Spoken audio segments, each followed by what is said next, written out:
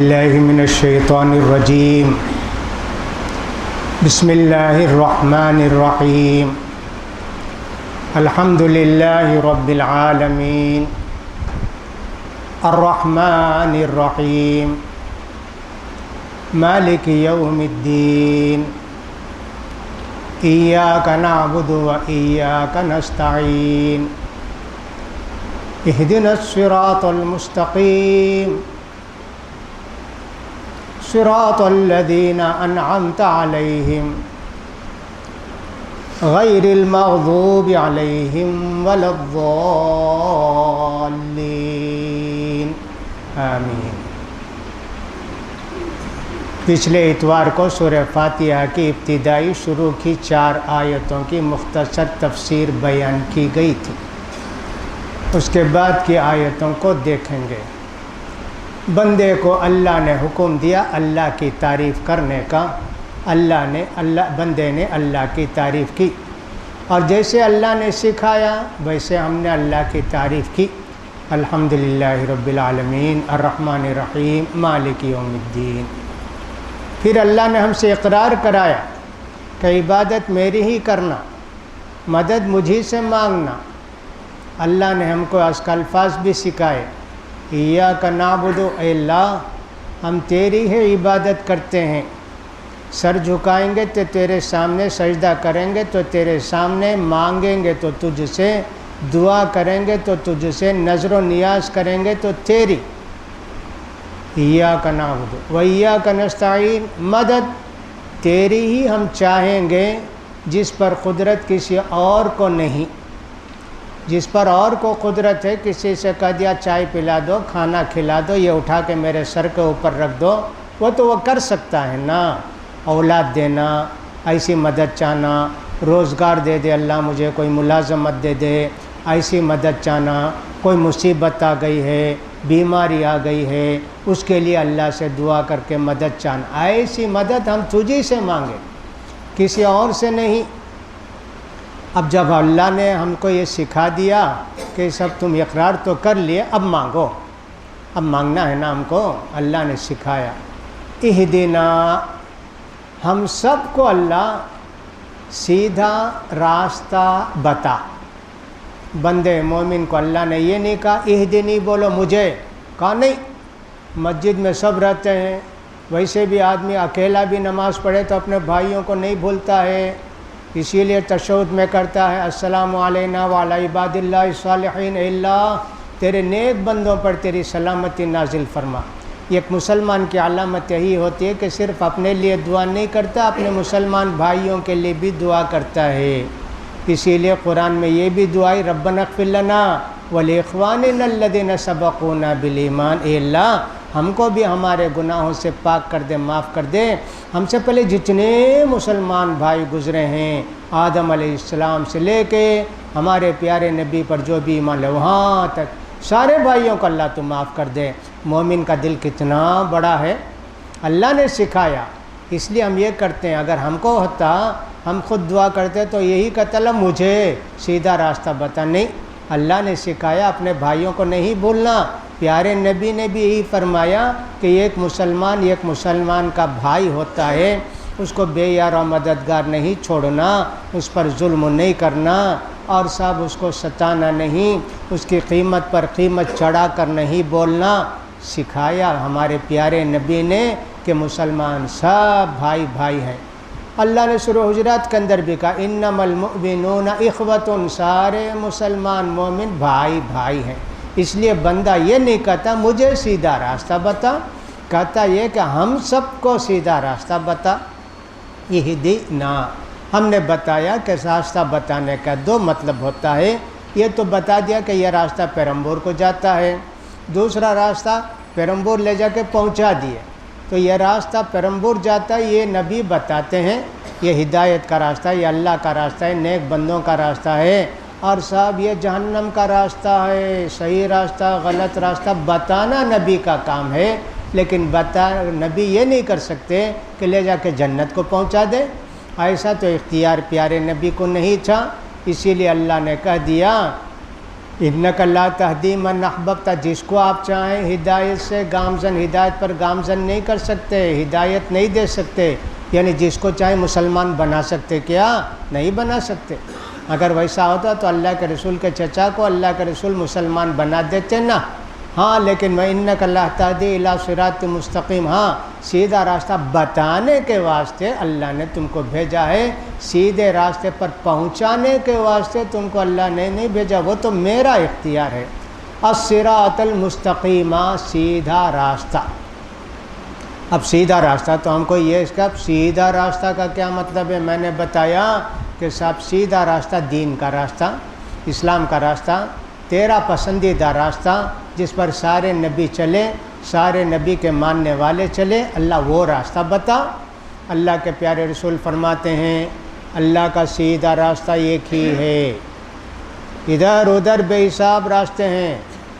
پل صراط سمجھو کہ اس پر دونوں طرف سے ایک طرح کی باؤنڈری ہے، دائیں اور بائیں۔ دائیں طرف کی باؤنڈری میں سب پردے دروازے ہیں، بے حساب دروازے اور پردے لگے ہوئے ہیں، اس سے آواز آتی ہے آ جا اندر آ جاؤ اندر۔ اس کے دل میں آتا ہے کھول کے دیکھیں گے کیا؟ کہا دل کا تے خبردار سیدھے راستے پر چل، اگر تو کھول کر دیکھا پردہ تو جہنم میں جا کے گرے گا، اس کا دل کہتا ہے۔ اور قرآن کہتا ہے آؤ میرے راستے پر، یہی میرا سیدھا راستہ ہے جو اللہ نے تم کو میرے ذریعے بتایا ہے۔ ادھر دیکھیں اللہ کے حدود ہیں، حرام سے بچو، ناجائز سے بچو، فلاں سے بچو، ایک ہی راستہ سیدھا جاتا ہے، اہدنا الصراط المستقیم۔ ہر وہ آدمی جس نے کہ اقرار کیا کہ اللہ واحد ہے، ایک ہے اور اس کے سوا عبادت کے لائق کوئی نہیں، اور نبی کریم صلی اللہ محمد صلی اللہ علیہ وسلم اللہ کے آخری نبی ہیں، آپ ہی واجب الاتباع ہیں، جو بھی یہ عقیدہ رکھتا ہے وہ سب سیدھے راستے پر چلنے والا ہے۔ ہم نے بتایا تھا کہ ہم تو سیدھے راستے پر ہیں اللہ کی مہربانی سے، اپنے خیال کے مطابق، ورنہ تو بہت ہم کو سیدھے راستے کی ضرورت ہے۔ اب ہم کیوں مانگیں سیدھا راستہ؟ مطلب یہ ہے کہ اللہ ہم نے سیدھے راستے کو اختیار کیا ہے، اب اسی راستے پر ہم کو چلا، ادھر ادھر نہ بھٹکا، شیطان آ کے ہم کو گمراہ نہ کر دے۔ اللہ اہدنا الصراط المستقیم۔ اب وہ صراط مستقیم کون سا ہے؟ اور اس کو واضح کیا گیا، صراط الذین انعمت علیہم۔ یہ اللہ ان بندوں کا راستہ بتا، ان بندوں کا طریقہ سکھا جن پر کہ تو نے انعام کیا۔ اللہ کی مہربانی جس کے ساتھ ہو جائے تو اس کا کیا پوچھنا ہے؟ اللہ تو جس پر مہربانی کیا نا، جس پر کرم کیا، انعام کیا، ان کا راستہ بتا۔ اب وہ کون لوگ ہوں گے؟ سورہ نساء کی آیت نمبر 60 پر 69 میں اللہ تعالیٰ فرماتے ہیں وَمَن يُطِعِ اللَّهَ وَالرَّسُولَ، جو بھی اللہ اور اللہ کے رسول کی فرما بردار بن جائیں گے، وَمَن يُطِعِ اللَّهَ وَالرَّسُولَ فَأُولَٰئِكَ مَعَ الَّذِينَ أَنْعَمَ اللَّهُ عَلَيْهِمْ، ایسے لوگوں کو اللہ تعالیٰ قیامت کے دن ان بندوں کے ساتھ رکھے گا جن پر اللہ کی کرم فرمائی ہوئی، جن پر اللہ مہربان ہوا۔ پھر بھی نہیں نہ معلوم ہے کون لوگوں پر اللہ کی کن لوگوں پر اللہ کی مہربانی ہوئی؟ کامن النبیین، انبیاء کرام، والصدیقین، ایمان میں پختہ سچے، والشہداء، اللہ کے راستے میں جنہوں نے اپنا مال اور اپنی جان دے دی، والصالحین، سارے نیک بندے۔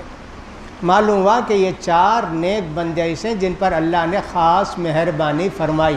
سب سے بڑا درجہ تو انبیاء کرام کا، ان کے درجے کو کوئی نہیں پہنچ سکتا، انبیاء کرام کے درجے کو کوئی بھی نہیں پہنچ سکتا، کتنا ہی بڑا ولی ہو جائے بھائی، کتنا ہی بڑی متقی پرہیزگار ہو جائے، نبی کے درجے کو کوئی نہیں پہنچ سکتا۔ اسی لیے اللہ کے پیارے رسول نے فرمایا کوئی یہ نہ کہے کہ میں یونس ابن متیٰ سے بہتر ہوں، ایسے نہیں کہنا چاہیے۔ کیا مطلب؟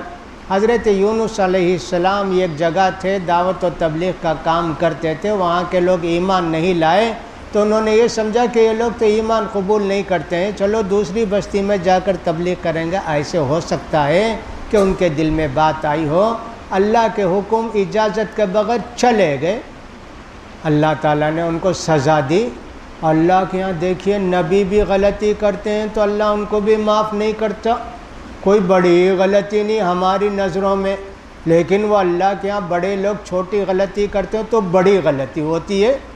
یونس علیہ السلام چلے گئے تو اللہ نے ان کو سزا دی، کشتی سے پھینکے گئے، مچھلی نگل گئی، لے جا کے پھر اس کے بعد مہینوں کے بعد لے جا کے ڈالی ان کو، پھر وہ اسی بستی کو گئے۔ یہ نہ سمجھے کہ دیکھو یونس علیہ السلام کیا بھائی بیکار نبی، ایسا نہیں سمجھنا چاہیے جی، اللہ کے انبیاء کی شان ہی کچھ اور ہے۔ نبی کریم فرماتے ہیں معراج کی رات مجھے انبیاء کرام کو بتایا گیا، میں نے دیکھا کہ ایک نبی جا رہے ہیں، ان کے ساتھ ایک آدمی ہے، کتنے سال محنت کیے ہوں گے بھائی، 10 20 25 سال تبلیغ کیے ہوں گے، دعویٰ کی، کتنے لوگ ایمان لائے؟ ایک آدمی ایمان لائے۔ کسی کو ہم نے دیکھا 2 آدمی ان کے ساتھ ہیں، اتنی محنت کیے تو 2 آدمی ایمان قبول کیے، کسی کا ساتھ 3 ہیں، کسی کا زیادہ ہیں، اور کوئی نبی تو ایک بھی نہیں۔ اللہ اکبر، معلوم یہ ہو کہ ہدایت اللہ کے ہاتھ میں ہے، اور بہت بڑا راز ہے ہدایت، تو اللہ ہی جس کو چاہتا ہے ہدایت دیتا ہے، جو ہدایت کے لائق ہو ضرور اللہ اس کو ہدایت دیتا ہے، جو ہدایت کے لائق نہ ہو اللہ اس کو ہدایت نہیں دیتا ہے، ورنہ تو وہ اپنے آپ کو سمجھے گا کہ اللہ نے مجھے ہدایت دی ہے، میں جو چاہوں کروں، جب میں لوگ مجھے سمجھیں گے نمازی ہوں، فلاں ہوں، چراؤں، جھوٹ بولوں، فلاں کروں، تو لائق ہی نہیں، تو اللہ تجھے ہدایت کیوں دے گا؟ تو معلوم یہ ہوا کہ وہ ایک نبی جن کے ساتھ ایک آدمی بھی نہیں ہے، ان کے درجے کو بھی کوئی امام کوئی ولی نہیں پہنچ سکتا، ایسا اتنا بڑا درجہ ہے اب نبیوں کا۔ اس کے بعد صدیقین کا درجہ ہے، صدیقین وہ جو اپنے ایمان میں بڑے سچے، کبھی ان کے ایمان میں لغزش نہیں آتی، غلطی گناہ ہو سکتے ہیں لیکن ان کا جو یقین ہے پختہ، اس میں کبھی شک و شبہ نہیں آتا۔ لوگوں نے جا کے حضرت ابو بکر سے پوچھا کیا جی ایک آدمی مکے سے نکل کر فلسطین کو جا کے پھر وہاں سے آسمان کو جا کے واپس آ سکتا ہے کیا مکے کو؟ انہوں نے کہا نہیں صاحب ایسا کیسے ہو سکتا ہے، فلسطین جانے کے لیے 1 ہفتہ لگتا ہے مکے سے، تم تو کہتے ایک رات میں یہ تو نہیں ہوگا۔ انہوں نے کہا ارے تمہارے جو نبی ہیں نا محمد صاحب وہ کہتے ہیں، ارے وہ کہتے ہیں، وہ تو رات دن کہتے کہ جبریل علیہ السلام 7واں آسمان سے آ کر مجھے وہی پہنچا تو ہم مانتے ہیں۔ یہ کیا عجیب بات ہے، ایمان میں ذرا بھی لغزش نہیں آئی۔ انہوں نے یہ نہیں کہا کہ میں سوچ کر بتاتا ہوں، میں پوچھ کر نہیں جی، ان کا ایمان پہاڑ جیسا ایمان تھا، اس میں ذرا بھی سمجھیے کہ سب کمی نہیں آ سکتی۔ صدیقین، معلوم یہ ہوا کہ صدیقین کا درجہ شہداء سے بھی بڑا ہے۔ شہداء وہ لوگ جو اللہ کے راستے میں جہاد کرنے کے لیے نکلے، اللہ کے کلمے کو بلند کرنے کے لیے نکلے اور اپنی جان اللہ کے لیے قربان کر دی، ان کو شہید بولتے ہیں، ان کی جمع ہے شہداء۔ تو ان کا درجہ صدیقین کے بعد ہے۔ حالانکہ شہداء کا درجہ قرآن مجید میں 1 سے 2 جگہ اللہ نے بیان کیا کہ جو اللہ کے راستے میں شہید ہوئے ان کو تم مرے ہوئے نہ سمجھو، وہ تو زندہ ہیں، اللہ کے پاس روزی پاتے ہیں۔ حدیث سے معلوم ہوتا ہے کہ شہید جو ہی اس کی جان نکلتی ہے پہنچ جاتی ہے صاحب جنت میں، ہرے جو پرندے ہوتے ہیں ان کی شکل میں پورے جنت میں چرتے ہیں، چگتے ہیں، میوے کھاتے ہیں، پھر جب قیامت آئے گی تو اصلی بدلہ ان کو ملے گا۔ اتنا بڑا درجہ، لیکن اس کے باوجود صدیقین کے بعد ان کا درجہ۔ کتنے لوگ اللہ کے پیارے رسول صلی اللہ علیہ وسلم کے ساتھ جہاد میں نکلے، شہید ہوئے۔ اللہ کے پیارے رسول کے چچا حضرت حمزہ بھی شہید ہوئے، حضرت مصعب بن عمیر بھی شہید ہوئے، کتنے لوگ شہید ہوئے جی۔ لیکن حضرت ابو بکر کا درجہ ان سب سے افضل، اس لیے کہ حضرت ابو بکر صدیق اور یہ سب شہداء اللہ کے شہید بندے، اس کے باوجود حضرت ابو بکر کا درجہ ان سے اعلیٰ، عرفہ، بلند، اس لیے کہ صدیق نا اللہ نے ترتیب کے ساتھ ذکر کیا۔ والصالحین، اللہ کے نچلے نیک بندے ہیں، وہ سب اسی میں آتے ہیں جن پر اللہ کی مہربانی ہوئی۔ تو ہم اللہ سے مانگتے ہیں اس نماز کے اندر، کیا مانگتے ہیں میرے بھائیوں؟ اللہ کی کرم فرمائی، اللہ کا انعام، اللہ کی مہربانی مانگتے ہیں۔ اتنا ہی مانگنا ایسا نہیں ہے، حدیث میں تو آتا ہے کہ چپل کی پٹی ٹوٹ جائے تو اللہ سے مانگو، نمک نہ ہو تو بھی اللہ سے مانگو، اللہ تمہارے لیے انتظام کرے گا۔ لیکن اس کا مطلب یہ نہیں کہ مانگ کر محنت نہ کریں. محنت کر کے مانگو گے تو اللہ دے گا. گھر میں بیٹھے رہیں, اللہ سے کہیں کہ صاحب گھر میں دسترخوان اتار, اب بریانی بھیج, فلاں بھیج, تو اللہ تھوڑی بھیجے گا. مانگو اور محنت کرو, اس کے لیے تو ملے گا. تو بندے کو اجازت ہوئی مانگ, تو بندے کو سکھائے اللہ نے کیا مانگے گا, ہدایت مانگ. اس لیے کہ اس سے بڑا کوئی انعام نہیں اللہ کا. اللہ کی رحمت مل جائے, اللہ کی ہدایت مل جائے, اللہ کا راستہ مل جائے, اس سے بڑا انعام کچھ بھی نہیں. قرآن مجید میں اللہ تعالیٰ سورہ آل عمران میں فرماتے ہیں فمن زحزح عن النار وادخل الجنۃ فقد فاز. جس کو اللہ جہنم سے دور کر کے جنت میں بھیج دے, اس سے بڑا کامیاب انسان کون؟ یقیناً کامیاب ہو گیا وہ. لہٰذا ہم ہدایت مانگے نا, اہدنا الصراط المستقیم صراط الذین انعمت علیہم. اللہ طریقہ ان کا بتا, راستہ ان کا بتا جن پر تو نے مہربانی کی. یہ سمجھ کر پڑھنا چاہیے ہم کو. سورہ فاتحہ پڑھتے وقت ہم کیا مانگتے ہیں؟ انبیاء کا طریقہ مانگتے ہیں, صالحین, صدیقین, شہداء کا طریقہ مانگتے ہیں. اگر اللہ ہماری دعا قبول کر لے, ہماری زندگی میں انقلاب آ جائے گا. ہم بھی چلتے پھرتے انسان ہوتے ہوئے بھی فرشتہ صفت ہو جائیں گے نا. اب اللہ نے تو ایک بتا دیا, یہ مانگو اور کس سے بچو. راستے تو دنیا میں بہت ہیں نا. نبی کریم نے وہی نہ بتایا, ادھر ادھر سب لکیریں ڈال ڈال کر بتائیں کہ ایک راستہ سیدھا ہے, باقی سب شیطان کے گمراہ لوگوں کے راستے ہیں, ٹیڑھے میڑھے راستے ہیں. اب کن کا راستہ نہ بتا, غیر المغضوب علیہم, اے اللہ جن کا غصہ تیرے اوپر ہوا, جن کا غضب تیرے اوپر ہوا, ان کے راستے پر, ان کے طریقے پر مت چلا اللہ. حدیث میں آتا ہے کہ مغضوب علیہم جن پر غصہ کیا گیا وہ یہودی ہیں. یہودیوں نے اللہ کے ساتھ بہت شرارت کی, انبیاء کرام کے ساتھ بہت شرارت کی. اس سے بدترین قوم دنیا کے اندر آج تک کسی نے نہیں دیکھی. لیکن دماغ ان کا اتنا ہے, اس کی وجہ سے لوگوں پر مسلط ہو کے بیٹھے رہتے ہیں. جب کھل جاتا ہے ان کا پول تو مار کے بھگائے جاتے ہیں. سب سے بدترین قوم جنہوں نے انبیاء کو قتل کیا, جنہوں نے انبیاء کو ستایا, پریشان کیا, وہ یہودی ہیں میرے بھائی. اللہ نے کہا اولئک غضب اللہ علیہم وجعل منہم القردۃ والخنازیر. اللہ نے ان کو بندر بنایا, سور بنایا. اتنے خبیث لوگ, اتنے برے لوگ. اس لیے اللہ سے دعا کرتے ہوئے کہتے ہیں اللہ یہودیوں کے طریقے سے بچا. یہودیوں کا طریقہ کیا ہے؟ ان کے کھانے کا ہو, پینے کا ہو, ان کے عبادت کا ہو, ان کے معاملات کا ہو, جو بھی ہو, یہودیوں کا طریقہ نہیں چاہیے اللہ ہم کو. افسوس مسلمان یہودیوں سے دوستی کیے, یہودیوں سے ان کا طریقہ اپنائے, بہت ساری کوتاہیاں غلطیاں ہوئی.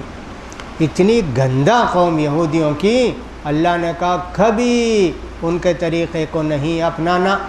نبی کریم صلی اللہ علیہ وسلم نے فرمایا بال پک جائیں مہندی لگاؤ جی, خضاب لگاؤ. یہودی خضاب نہیں لگاتے, ان کے خلاف تم خضاب لگاؤ. یہودی ان کی بیویاں ناپاک ہو جاتی ہیں تو گھر سے الگ ہو جاتے ہیں, الگ رکھتے ہیں. تم بیویوں کے ساتھ ناپاک ہو تو بھی کھاؤ پیو, ان کے ساتھ سو. یہاں فرمایا اللہ کے رسول نے, اور فرمایا اللہ کے رسول صلی اللہ علیہ وسلم نے کمر پر ہاتھ رکھ کے نماز نہ پڑھو, یہ یہودیوں کا طریقہ ہے. نبی کریم صلی اللہ علیہ وسلم نے فرمایا جوتے چپل پہن کر نماز پڑھو. یہودی جوتے چپل پہن کر نماز نہیں پڑھتے. کتنی حدیثیں آئیں, یہودی نہیں کرتے تم کرو, یہودی یہ نہیں کرتے تم کرو. وہ کون سی باتیں ہیں جو شریعت میں اجازت ہے؟ اس کا مطلب یہ نہیں کہ یہودی سچ بولتے ہیں تم سچ مت بولو, ایسا مطلب اس کا نہیں ہے. یعنی کہ جو کام غلط کرتے ہیں وہ اس غلط کام کو تم نہ کرو, اس غلط کام سے بچو. تو یہودیوں کا طریقہ, ہم نے کہا اللہ یہودیوں کے طریقے سے بچا, ان کا کھانے کا پینے کا ہر طریقے سے بچا. لیکن دعا تو ہم کرتے ہیں میرے بھائی, عیسائیوں کا بھی طریقہ نہیں چاہیے, یہودیوں کا بھی, لیکن کرتے ہم وہی ہیں. ہمارا لباس ہو، ہمارا کھانا ہو، ہمارا پینا ہو، ہمارا فلاں ہو فلاں، سب یہودیوں کا طریقہ، عیسائیوں کا طریقہ مسلمانوں کے اندر آ گیا۔ نبی کریم صلی اللہ علیہ وسلم نے فرمایا لَتَتَّبِعُنَّ سَنَنَ مَنْ كَانَ قَبْلَكُمْ، تم سے پہلے جو امتیں گزری ہیں نا تم بھی ویسے بن جاؤ گے۔ جی ہم سے پہلے بہت لوگ، اللہ کے رسول یہودی اور عیسائی کیا، ہاں تم بھی یہودی عیسائیوں کا طریقہ اختیار کرو گے۔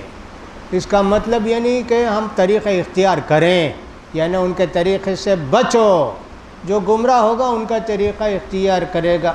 اللہ کے پیارے رسول صلی اللہ علیہ وسلم نے یہودیوں کی بہت ساری باتوں سے ہم کو منع کیا ہے، اس لیے کہ یہودیوں کی گندہ قوم ہے جن پر اللہ کا غضب نازل ہوا۔ جب ان کو اللہ تعالیٰ نے ان کی نافرمانی کی وجہ سے سزا دی، ہم کو نہیں دے گا کیا؟ ان کو تورات ملی، انہوں نے تورات کو پس پشت ڈال دیا اور اس پر عمل نہیں کیا تو اللہ نے ان کو سزا دی۔ ہم نے قرآن کو پس پشت ڈال دیا نا، قرآن پر عمل نہیں، قرآن پڑھنا بھی نہیں آتا، قرآن سیکھنے کی بھی خواہش نہیں ہے، قرآن کا بیان سننے کی بھی خواہش نہیں ہے، تو پھر ہم کو اللہ سزا نہیں دے گا؟ نہ ہمارا عمل ہے، نہ ہمارا اس کے مطابق کوئی فعل ہے، کچھ نہیں، تو کیا اللہ ہم کو سزا نہیں دے گا؟ کہا اللہ تعالیٰ نے یہودیوں سے افتؤمنون ببعض الکتاب، تورات کی جو باتیں پسند ہیں ان کو تو اپنا لیتے ہو، وتکفرون ببعض، جو باتیں تم کو پسند نہیں ان کو نہیں مانتے ہو، فما جزاء من یفعل ذلک منکم الا خزی فی الحیاۃ الدنیا، جو بھی آدمی دین کی کچھ باتوں کو مانتا اور کچھ باتوں کو نہیں مانتا، ماننا میرے بھائی، عمل کرنے میں کوتاہی ہوتی ہے، مانتے ہی نہیں، عمل ہی نہیں کرتے، معلوم ہو کر بھی اس کے خلاف کرتے ہیں، کیا ان کی سزا ہے؟ دنیا میں ذلت کی زندگی ان کو نصیب ہوگی، ذلیل، ہر آدمی ان کو ٹھکرائے گا، ستائے گا، پریشان کرے گا۔ ہاں ایسا ہے نا دنیا کے اندر، مسلمانوں کا حال ویسے ہی نہ ہے۔ کہاں ہماری عزت ہے میرے بھائی؟ کہیں ہماری عزت نہیں ہے، نہ اس ملک میں ہے نہ کسی اور ملک میں ہے، کہیں بھی مسلمانوں کی عزت دنیا میں نہیں ہے۔ ہاں جو اللہ کے نیک بندے ہوں گے ان کی عزت ہوگی اللہ کے پاس، لوگ ان کی عزت کرتے ہوں گے۔ ہم نے جب اللہ کے فرمان کو چھوڑ دیا، حکم پر عمل کرنا چھوڑ دیا، تو اللہ نے ہم کو زندگی ذلت کی دے دی اسی دنیا میں۔ وَيَوْمَ الْقِيَامَةِ يُرَدُّونَ إِلَىٰ أَشَدِّ الْعَذَابِ، یہیں سے ہماری سزا ختم ہو گئی کیا؟ کہتے ہیں اللہ تعالیٰ نہیں جی، قیامت کے دن تم سخت عذاب دیا جائے گا۔ یہودیوں سے اللہ نے یہ کہا، ہم سے بھی وہی کہتا ہے اللہ تعالیٰ کہ تم کیوں ایسی بات کہتے ہو جس پر تم عمل نہیں کرتے ہو؟ سورہ بقرہ میں بھی فرمایا، سورہ صف میں بھی فرمایا، لِمَ تَقُولُونَ مَا لَا تَفْعَلُونَ، باتیں تو سب اچھی لوگوں کو بتا تو تم خود عمل نہیں کرتے۔ یہ واعظ کہنے والے بھی اور دوسرے مسلمان بھی ہیں جو لوگوں کو تو اچھی باتیں بتائیں گے، خود عمل نہیں کریں گے۔ لہٰذا اللہ سے ہم یہ دعا کرتے ہیں، غیر المغضوب علیہم، اے اللہ یہودیوں کے طریقے پر ہم کو نہ چلا، یہودیوں کے طریقے پر ہم کو نہ رکھ۔ اللہ اکبر، کتنی مغرور قوم تھی یہ۔ موسیٰ علیہ السلام اللہ سے بات کیا تو کہا ہم کو بھی اللہ سے بات کراؤ جی، تم اللہ کو دیکھے کیا؟ نہیں دیکھے، اچھا ہم جو تمہارے ساتھ ہیں ہمارے اوپر بھی کوئی کتاب نازل کرو، ہم اللہ کی آواز سننا چاہتے ہیں۔ کتنی گستاخ قوم تھی۔ حضرت زکریا، حضرت یحییٰ علیہ السلام کو انہوں نے قتل کیا۔ کانوا یقتلون النبیین، یہ لوگ نبیوں کو قتل کرتے تھے یہودی۔ یہ ایک ہی قوم ہے دنیا کے اندر جنہوں نے اپنے نبی کو قتل کیا۔ مسلمانوں نے کسی نبی کو قتل نہیں کیا، ایک ہی نبی تو ان کے ہیں، اور عیسائیوں نے کسی نبی کو قتل نہیں کیا، لیکن یہودیوں نے نبیوں کو بھی قتل کیا۔ اس سے بڑا گناہ اور کیا ہوگا؟ مکار قوم، دھوکہ دینے والی قوم۔ لہٰذا مسلمانوں میں بہت سارے لوگ ہیں کہ یہودیوں کے طریقے پر چلتے ہیں۔ یہودیوں کا کیا طریقہ ہے؟ یہودیوں کا طریقہ یہ ہے، جو باتیں معلوم ہیں ان پر عمل نہیں کرتے۔ 100 بات معلوم ہے تو 5 پر عمل کریں گے، 10 پر عمل کریں گے۔ معلوم ہے عمل نہیں کرتے، جانتے ہیں اللہ کی سزا پھر بھی اللہ کی نافرمانی کرتے ہیں۔ یہودیوں کا طریقہ ایسا ہے۔ اب مسلمانوں کا بھی وہی حال ہے، دین کی باتیں جانتے ہیں لیکن عمل نہیں کرتے ہیں۔ ایمان اتنا کمزور ہے کہ دنیا کے لوگوں کے وعدے پر یقین ہے، اللہ کے وعدے پر یقین نہیں۔ مسلمانوں کا حال بھی بہت برا ہے نا ہر چیز کے اندر، آپ دیکھ لیجئے۔ تو لہٰذا یہ ایک بات تو ہم اللہ سے یہ کہتے ہیں، اللہ یہودیوں کے طریقے سے بچا۔ اللہ کے پیارے رسول صلی اللہ علیہ وسلم مدینہ ہجرت کر کے گئے مکے سے۔ یہودیوں کے 3 بڑے بڑے قبیلے وہاں رہتے تھے، بنو قینقاع، بنو نذیر، بنو قریظہ۔ اللہ کے پیارے رسول صلی اللہ علیہ وسلم نے ان سے معاہدہ کیا، پیکٹ کیا کہ مدینہ پر کوئی حملہ کرے گا سب مل کر جواب دیں گے۔ اس وقت یہ نہیں دیکھنا کہ ہم یہودی ہیں وہ مسلمان ہیں، نہیں، سب مل کر۔ ایسے بہت سارے معاہدے کیے، لیکن یہودی نے سارے معاہدے توڑے اور مسلمانوں کو ستایا، پریشان کیا۔ اللہ کے پیارے رسول نے ایک ایک کو مدینے سے نکال کر ایک ایک قبیلے کو بھیجا اور تیسرے قبیلے کے لوگوں کو تو قتل کیا۔ اللہ کے پیارے رسول صلی اللہ علیہ وسلم نے بنو قینقاع ہتھیار بناتے تھے، سپلائی کرتے تھے، پورے مدینے کو قرض دار بناتے تھے، مدینے میں آپس میں لڑاتے تھے۔ یہی کام تو آج اسرائیل کا بھی رہ گیا ہے، عربوں کو لڑانا، فلاں کو لڑانا، تاکہ اس کے ہتھیار بک سکیں، تاکہ اس کے ساری چیزیں، سائنس کی چیزیں بک سکیں۔ یہودیوں کا خاص کام ہے لڑانا، مدینے میں بھی وہی کام کرتے تھے۔ ایک مسلمان عورت کسی وہ سونار کے دکان میں گئی، وہ بھی یہودی تھا، زیور بھی بناتے ہیں یہ لوگ اور ہتھیار بھی بناتے ہیں۔ وہ عورت بیٹھی، مسلمان عورت، اور صاحب وہ زیور کے متعلق کچھ اس سے پوچھنے لگی۔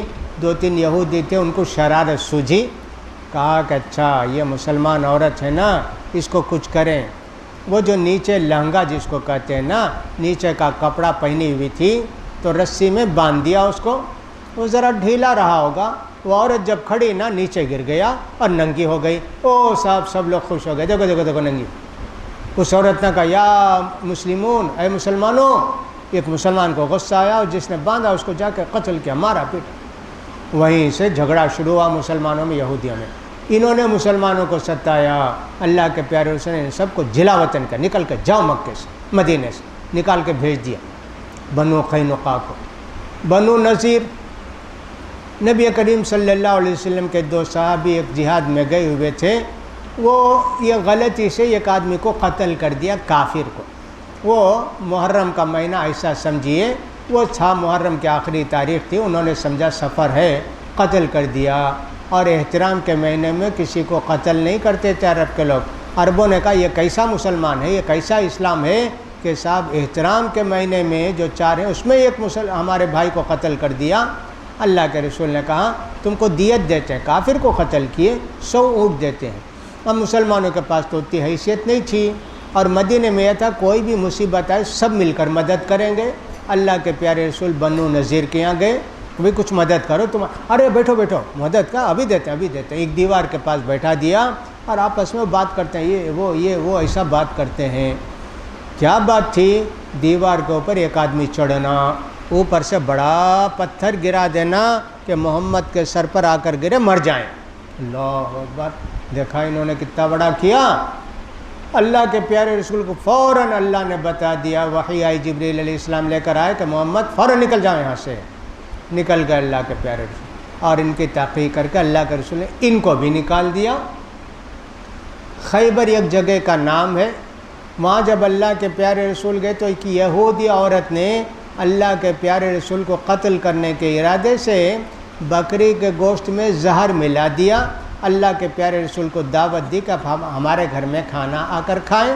اللہ کے پیارے رسول کب کے گھر میں جا کے کھانا کھاتے تھے، یہودی ہو کہ پارسی ہو، شرط یہ کہ اس کے حرام کا دھندا نہ ہو، جا کے کھاتے تھے۔ ایک صحابی بھی ساتھ گئے، گوشت کا ٹکڑا، ایک صحابی کھا کے کڑوا تھا، نگل گئے، پیٹ ان کا ویسی جا کے آنتڑیاں کھٹ گئیں، وہیں انتقال ہو گیا، شہید ہو گئے۔ اللہ کے پیارے رسول چبائے جو ہی زہر تھا تھوک دیے، انتقال تک دانت میں درد تھا اللہ کے رسول کے دانت میں۔ اس یہودی عورت نے اللہ کے پیارے رسول کو قتل کرنا چاہا، اللہ نے اس کو بھی کامیاب نہیں کیا۔ یہودیوں کی ہی شرارت۔ بنو قریظہ آتے تھے کہ صاحب ان کا پیکٹ تھا کہ کوئی بھی مدینے کے باہر کا آدمی مدینے پر حملہ کرے گا سب مل کر جواب دیں گے۔ عرب کے لوگ آئے تو بنو قریظہ کے لوگ جا کر ان سے مل گئے، مسلمانوں کے خلاف۔ اللہ کے پیارے رسول نے ان کو بھی قلعے سے اتار کر جتنے لوگ لڑنے کے لائق تھے ان کو قتل کیا، ان کی بیوی بچوں کو بوڑھوں کو غلام بنا لیا۔ اتنی شریر قوم، مسلمانوں سے بڑی دشمنی، ہمارے مسلمانوں سے نہیں عیسائیوں سے بھی یہودی کو بڑی دشمنی۔ عیسیٰ علیہ السلام کو ہی نہ بولتے تھے ہم قتل کیے، یہ زانی کا بیٹا، نعوذ باللہ۔ عیسیٰ علیہ السلام پر اتنا بڑا الزام لگائے کہ زنا کا بیٹا ہے اور ان کو قتل کرائی، یہ لوگ بادشاہ سے کہہ کہ نعوذ باللہ۔ عیسیٰ علیہ السلام تو قتل نہیں ہوئے نا، وہ تو آسمان پر اٹھا لیے گئے، لیکن یہ لوگ کہتے ہیں ہم نے ان کو قتل کیا۔ اللہ نے کہا ما قتلوا وما صلبوہ، ان لوگوں نے عیسیٰ علیہ السلام کو قتل بھی نہیں کیا، پھانسی پر بھی نہیں چڑھائے، بل رفع اللہ علیہ، اللہ نے اپنے پاس ان کو بلا لیا۔ تو بڑی دشمنی بھائی، عیسائیوں کی بھی یہودیوں کی بھی بڑی دشمنی، اتنی بڑی دشمنی کہ جو وہ پال تھا وہ آدمی عیسائیوں کو تلاش کر کر کے قتل کرتا تھا، یہودی تھا۔ اس نے آخر میں سوچا کہ صاحب کیوں نہ ہم ایسے ہی کریں کہ صاحب یہودیوں کو دوست بنا کر، عیسائیوں کو دوست بنا کر ان کو قتل کریں، ان کا دن بگاڑ دیں۔ وہ یہودی سے عیسائی ہو گئے۔ پوپ پال جن کو کہتے ہیں، وہ عیسیٰ علیہ السلام کے سمجھیے کہ صاحب 300 سال بعد کا قصہ ہوگا، آپ کا نہیں، اس زمانے کا قصہ۔ صاحب وہ ہو گیا یہودی، عیسائی بن گیا۔ اس کے بعد سب کو دھوکہ دینا شروع کیا، ایسا ہے یہ ہے، پورے عیسائی مذہب کو بگاڑ دیا۔ لیکن اس کی اتنی عزت ہے عیسائیوں کے پاس کہ صاحب پوپ پال نام رکھنا بڑے فخر کی بات ہے، پال نام رکھنا، نعوذ باللہ۔ اس نے پورے عیسائیت کو بگاڑ دیا، ایسا آدمی تھا۔ تو بڑی دشمنی تھی۔ اب دوستی کب سے ہے؟ آپ دیکھیں 40-50 سال سے ان کی دوستی ہو گئی، مسلمانوں کے خلاف دونوں مل گئے، ایسے ہی ہوتا ہے۔ تو غیر الموضوع ان کی شرارتوں کے ذکر کرنے کے لیے بہت بڑا دفتر چاہیے۔ اتنی گندہ قوم، اتنی غلیظ قوم، مسلمانوں میں بھی جو آدمی کے علماء کو ستائے، نیک لوگوں کو پریشان کرے، نیک لوگوں کا احترام نہ کرے، تو مطلب یہ کہ یہودی صفت اس کے اندر بھی ہے، اس کے اندر بھی یہودی صفت آ گئی ہے۔ شاہ ولی اللہ محدث دہلوی بہت بڑے عالم گزرے دلی میں، کہتے ہیں کہ مسلمانوں کے طبقے میں بھی بعض لوگ ایسے ہیں جن کے اندر یہودیوں کی صفت ہے، دل ان کے سخت ہیں، اپنے بھائیوں سے دشمنی کرتے ہیں، ایسے بہت سارے لوگ ہیں۔ اللہ ان کا راستہ مت بتا، اللہ ان کا طریقہ مت بتا، ان کے طریقے پر ہم کو نہ چلا۔ دعا تو کرتے ہیں بھائی ہم، لیکن عمل نہیں کرتے ہیں، سمجھتے نہیں، سوچتے نہیں۔ دنیا کے اندر 2 قومیں ہیں میرے بھائی، ان کا کام یہ ہے کہ دوسروں کو برباد کرنا، اپنے دین کی دعوت دے، اپنے دین کی دعوت دینا مسلمانوں کا کام ہے۔ 2 قومیں ایسی ہیں کہ وہ دوسروں کو برباد کرنا چاہتی ہیں، ایک یہودی اور عیسائی۔ جتنا برباد کر سکیں مسلمانوں کو اتنا برباد کرتے ہیں، لڑانا، ٹی وی، سنیما، ناچ، ڈینس، شراب، سگریٹ، جو بھی ہے میرے بھائی، سب یہودیوں نے بنایا مسلمانوں کو بگاڑنے کے لیے۔ اتنا بگاڑ دیا مسلمانوں کو، اللہ سے دور ہو گئے۔ اب ان پر ظلم و ستم بھی ہوتا ہے، دعا کرتے اللہ سے تو اللہ ان کی دعا بھی قبول نہیں کرتا ہے، اس لیے کہ تم تو یہودی کے طریقے پر ہو، عیسائی کے طریقے پر ہو۔ اگر تم اسلامی طریقے پر ہو کر دعا کرتے تو اللہ تمہاری دعا قبول کرتا نا۔ ہر زمانے میں کچھ لوگ ہوتے ہیں مستجاب الدعوات، جب وہ دعا کرتے ہیں تو اللہ ان کی دعا قبول کرتا ہے۔ ان کا کھانا پینا حلال کا ہوتا ہے، حرام کا ایک نوالا ان کے منہ کے اندر نہیں ہوتا، پیٹ کے اندر نہیں ہوتا ہے۔ مستجاب الدعوات ہوتے ہیں ہر زمانے کے اندر، کوئی کسی کو مل جاتے ہیں تو الحمدللہ ان کی دعا قبول ہو جاتی ہے۔ ایسے ہوتے ہیں۔ ہماری دعائیں کہاں قبول ہوتی ہیں بھائی؟ ایک تو ہمارا طریقہ غلط، حرام کی کمائی بہت ساری رہتی ہے، دھوکے کی کمائی، جھوٹ کی کمائی، غلط کمائی ہوتی ہے۔ اس کے علاوہ طریقہ بھی ہم نے اسلام کا نہیں اپنایا۔ کیا آپ نے دنیا میں کسی بھی آدمی کو دیکھا، یہودی یا عیسائیوں کو، کہ عربوں کا لباس ڈریس پہنا ہو، جو لمبا ڈریس پہنتے ہیں؟ کسی بھی یہودی کو، عیسائی کو آپ نے دیکھا ہے؟ نہیں بھائی۔ لیکن یہودیوں کا، عیسائیوں کا کتنا طریقہ ہم نے اپنا لیا لباس کے اندر، پورا ہم نے اپنا لیا بھائی۔ انہوں نے کبھی ہمارے طریقے کو اپنایا کیا؟ کبھی پہنے کیا؟ وہ نہیں۔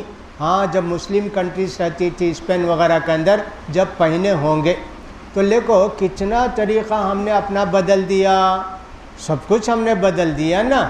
تو لہٰذا ایک آدمی کو چاہیے کہ کلچر بھی ایک اسلامی کلچر ہے، اور کلچر بھی اسلام کا ایک حصہ ہے۔ کلچر الگ چیز نہیں، انڈین کلچر نہیں ہوتا ہے، سب یورپین کلچر نہیں ہوتا ہے، اسلامی کلچر ہوتا ہے مسلمانوں کے پاس، کھانے میں، پینے میں، پہننے میں، اوڑھنے میں، سیکھنے میں۔ ہماری کتنی بچیاں وہ جین پہنتی ہیں، فلاں پہنتی ہیں، یہ پہنتی ہیں، اور سب بغیر کسی اوڑھنی کے نکل کر بچوں کے لڑکوں کی طرح رہتی ہیں۔ اللہ کے پیارے رسول نے فرمایا جو لڑکا لڑکی کا لباس پہنے، یعنی مرد عورت، ایسا آیا ہے حدیث میں لڑکا بولتا ہوں، جو لڑکا لڑکی کا لباس پہنے اللہ کی اس پر لعنت ہو۔ بڑے بڑے بال رکھ لینا، رنگین کپڑے پہننا اور عورتوں کی طرح بناؤ سنگار کرنا، اللہ کی لعنت ہو ایسے آدمی پر۔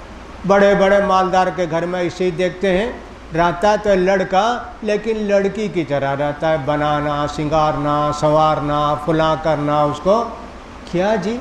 مرد کے اندر ہمت ہونی چاہیے، مرد کے اندر بہادری ہونی چاہیے، مرد کے اندر وہ ہونا چاہیے کہ سب مرد پنا ہونا چاہیے، مردانہ پن ہونا چاہیے۔ یہ کیا؟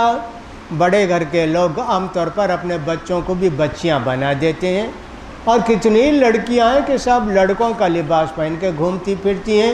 مسلمانوں کے اندر بھی ہیں میرے بھائی اس طرح کی لڑکیاں۔ اللہ کی لعنت ہو اس لڑکی پر، اس عورت پر جو لڑکوں کا لباس پہنتی ہے۔ ایسے فرمایا اللہ کے پیارے نبی نے۔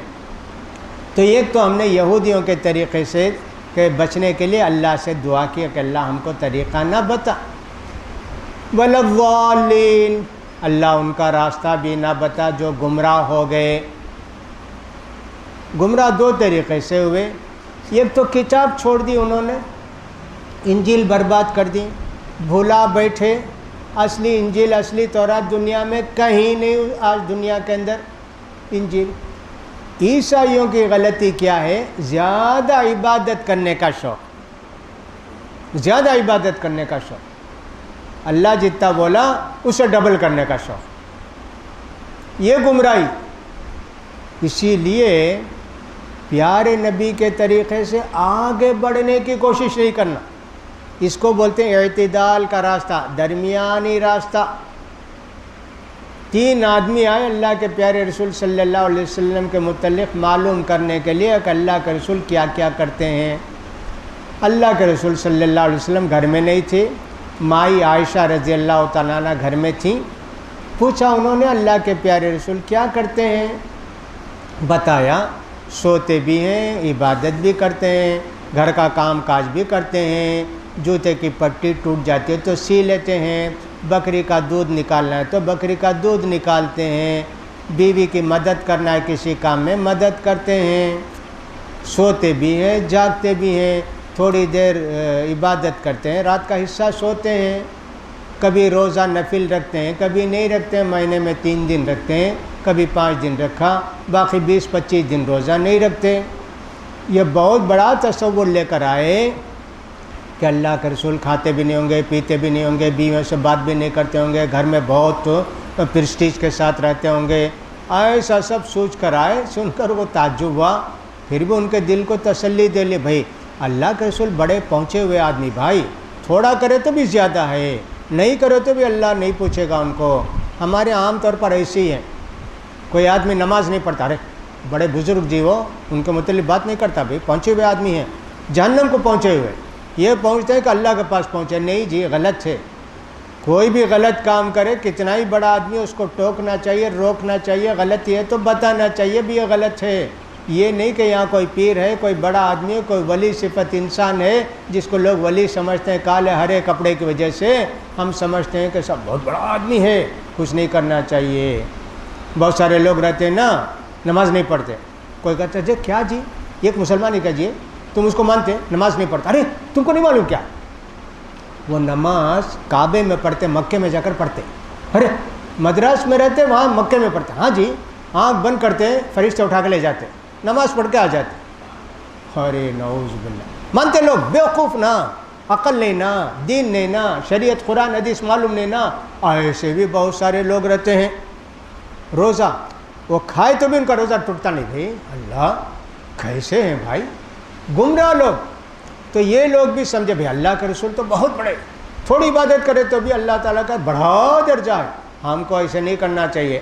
ایک آدمی بولا میں تو اب روزانہ تہجد کی نماز رات میں شروع کیا، عشاء کو فجر کو ختم کروں گا جی، پوری رات پڑھوں گا۔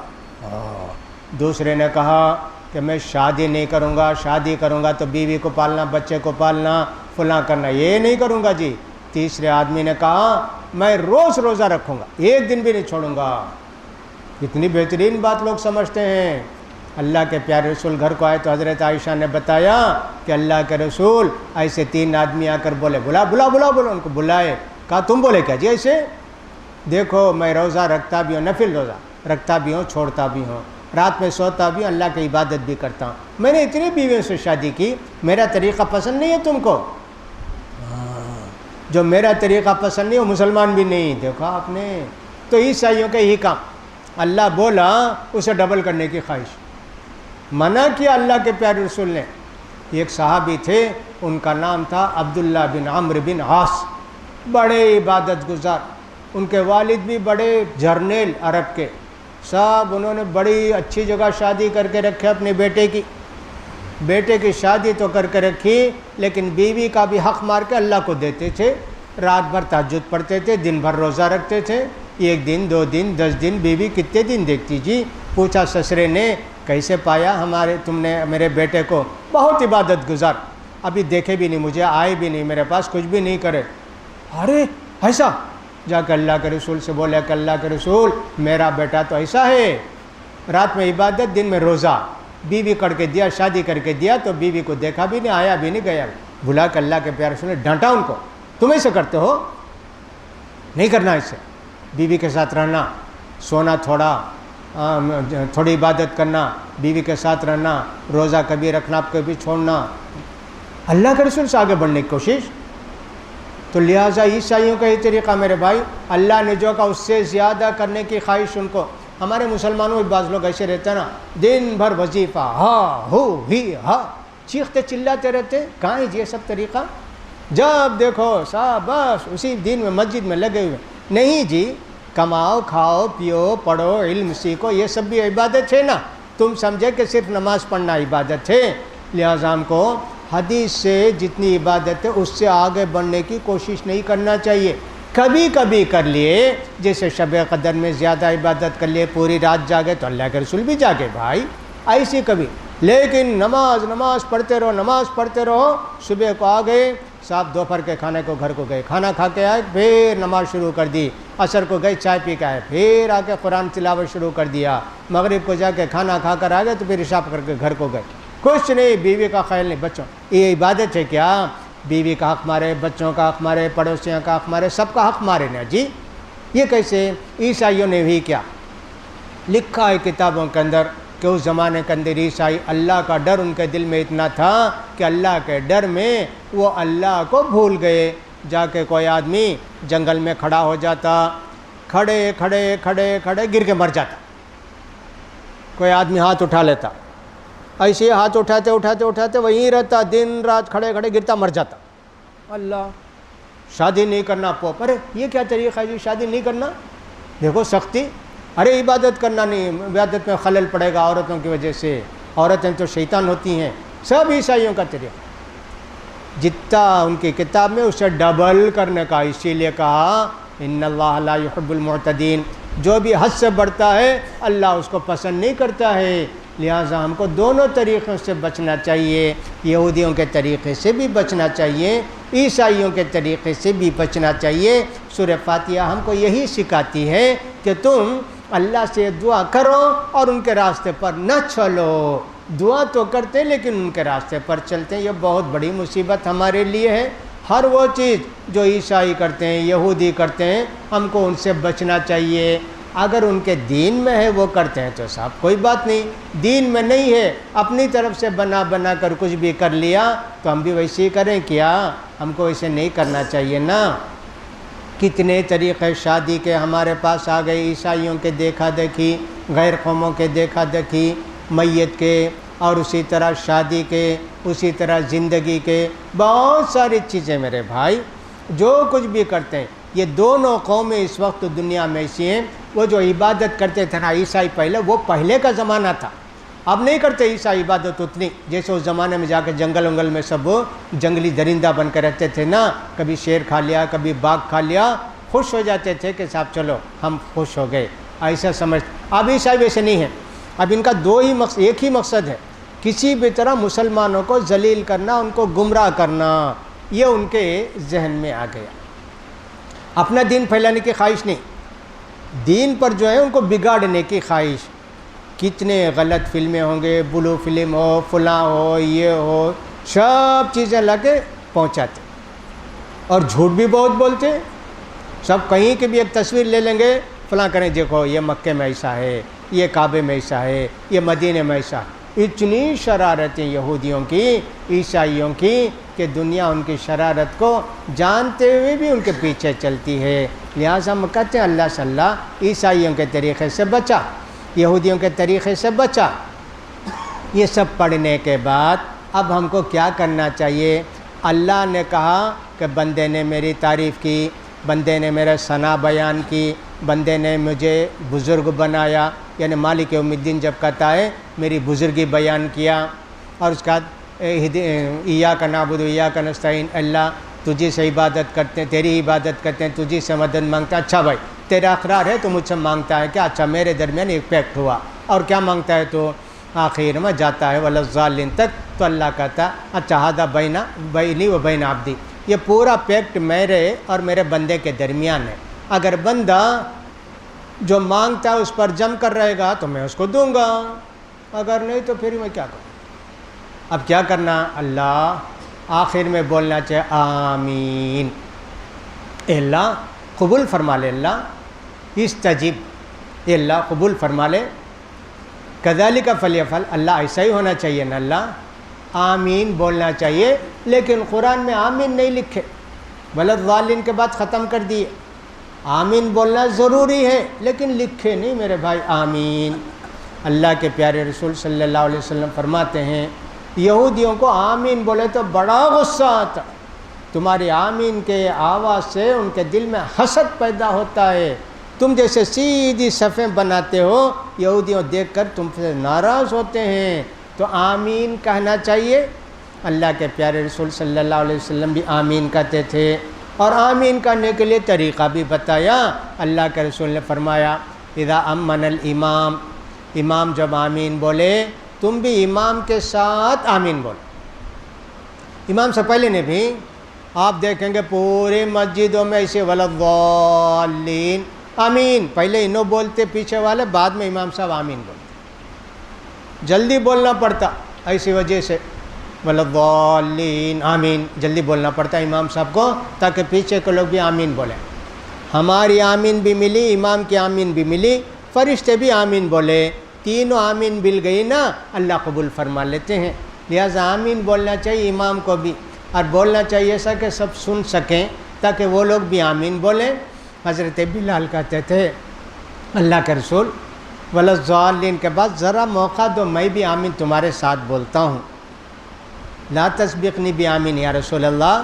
اللہ کے رسول آپ آمین بولتے نا، مجھ سے جلدی بول دیے تو پیچھے ہو جاؤں گا نا، میں ذرا ٹھہر کر بولا اللہ کے رسول، میں بھی آپ کے ساتھ مل جاتا ہوں۔ دیکھو آمین کی اتنی خواہش، اللہ قبول فرما لے، اللہ ہم اتنا مانگے نا، سیدھا راستہ مانگے، نبیوں کا راستہ، صدیقین شہداء صالحین کا راستہ، یہودیوں کا راستہ نہیں، اللہ عیسائیوں کا راستہ نہیں، اللہ یہ دعا قبول کر لینا، اللہ ہم کو سیدھا راستہ بتانا، اللہ یہ دعا ہم کرتے ہیں تو آخر میں آمین بولتے ہیں۔ آمین بولنا چاہیے۔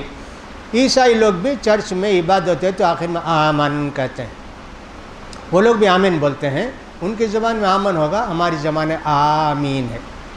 بعض صحابہ ایک دو سے متعلق آمین ایسا بولے، لیکن سارے صحابہ بغیر تشدید کے میم کے آمین بولتے تھے، امین بھی نہیں، آمین، آ کو بھی کھینچنا چاہیے، میم کو بھی کھینچنا چاہیے، آمین۔ اس طرح سورہ فاتحہ کی تفسیر جو مختصر طور پر بیان کی گئی مکمل ہو گئی۔ اب ہمارے سامنے یہ ہے کہ صاحب کہاں سے شروع کریں باقی چیزوں کا بیان، یا تو شروع سے کریں سورہ بقرہ سے، لیکن ہمارے بعض بھائیوں کی خواہش ہے کہ ہم کو کچھ صورتیں یاد ہیں، نماز میں پڑھتے ہیں، اس کا معنی مطلب بھی بیان کر دیا جائے تو نماز میں پڑھتے وقت ہم وہ معنی مطلب سمجھ کر پڑھیں گے تو ہمارا دل نماز میں لگے گا۔ تو لہٰذا ہم نے سوچا ہے کہ سورہ والضحیٰ جو قرآن کی 90 پر تیسری آیت ہے، 93 نمبر کی سورہ ہے، وہاں سے آخر تک تفسیر بیان کر کے معنی مطلب بیان کر کے پھر اس کے بعد شروع کریں گے، تاکہ ہر نماز میں جب آپ پڑھیں تو وہ معنی بھی آپ کو سمجھ میں آ جائے۔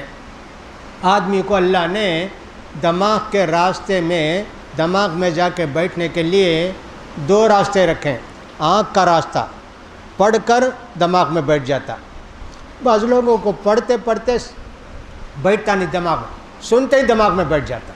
یہ کان کا راستہ، یہ آنکھ کا راستہ دماغ میں بیٹھانے کے لیے، دل میں بیٹھانے کے لیے، تو کسی کو سن کر یاد ہو جاتا ہے، کسی کو پڑھ کر یاد ہو جاتا ہے۔